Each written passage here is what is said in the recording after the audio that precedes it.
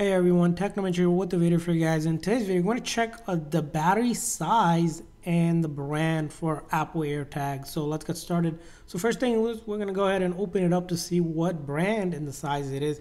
In order to do that, I usually like to take a microfiber cloth, wipe it down because this is how we can take it off. We need to wipe it down so there's no oil, dust, or any kind of dirt. What you're going to do in order to take this off, as you can see here, it's basically a plate that needs to be taken off.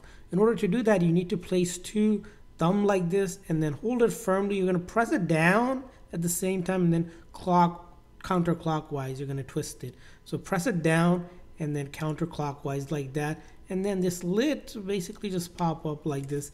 And right here we can see first the brand originally comes in and then the size as well. So this brand is a Panasonic one. It's a CR2032, so that's the brand that's in it. So if you need to check it for your AirTag, just do the same exact process and then you can go ahead and replace it. You can find the replacement probably on Amazon or even at your local store.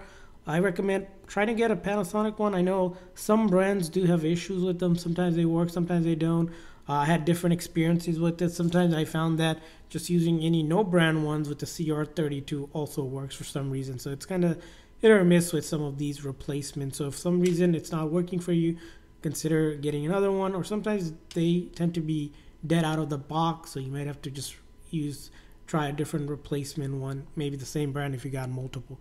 But that's how you check it, CR2032. I hope this video is helpful. If so, please consider a like and subscribe button, and for more troubleshooting and tips for AirTags, check out our other video on our channel.